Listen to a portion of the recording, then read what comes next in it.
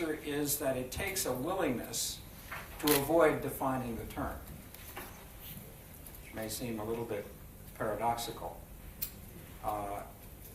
It seems to me that academics in particular are prone to revolving around definitions and becoming deeply philosophical to no particular pragmatic end.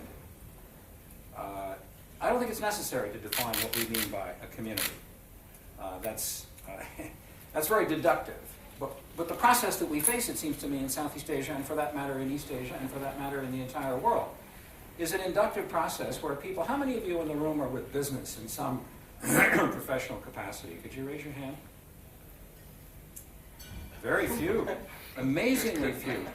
No wonder we get the plea for culture. I'm surprised. My brief has been directed in the wrong, toward the wrong target. I'm amazed. I thought most of you would be involved in business. No, we have quite an expert audience here. That's revelatory, because the distinction that I was going to make is a critical one between regionalization and regionalism. They're not the same thing. They're very different. They're totally different. I think a thought experiment is quite constructive here, although also very destructive. Namely, imagine that ASEAN had never existed, and that there were no such thing as an AFTA or an AEC in prospect. Then the question becomes, what would the state of the economic transactions in this part of the world be?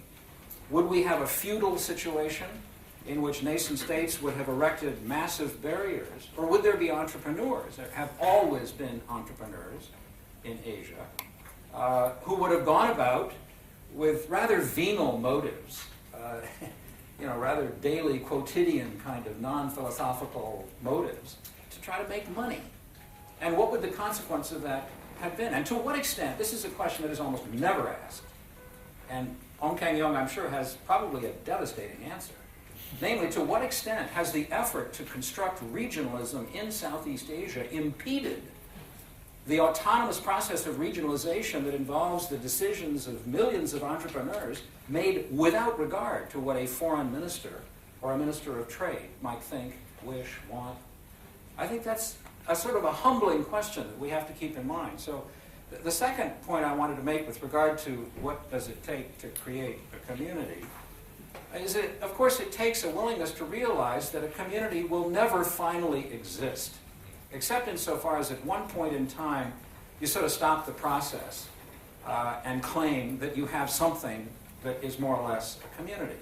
I mean, imagine if the deadline is 2015. What are we going to do? In 2015 we'll say, we've done it. Then where will the motivation be to continue the process of cooperation? I mean, this is a very invidious analogy, but picture a donkey, right? And someone's riding the donkey, and they have a stick, and there's a string at the end of the stick, and there's a carrot hanging at the bottom of the string, right? If the donkey eats the carrot, he will lose all motivation to keep going forward.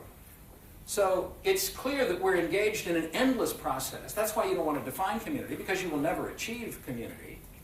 I think we need to recognize the kind of brutal subtleties, if I put it that way. APEC is up against the Bogor goals. Now take a look at what happened in Yokohama last year with the first of the Bogor goals. That is to say, the 2010 target whereby the developed member economies of APEC would have achieved, quote-unquote, free trade. Now, instead of announcing proudly that that goal had been achieved, I happened to look up this morning the statement, which is simply, we have made, I love this, significant progress toward achieving the goal, but much work remains to be done. That is exactly what you're going to hear in 2015 with regard to the ASEAN Economic Community. And it makes excellent sense. It makes political sense.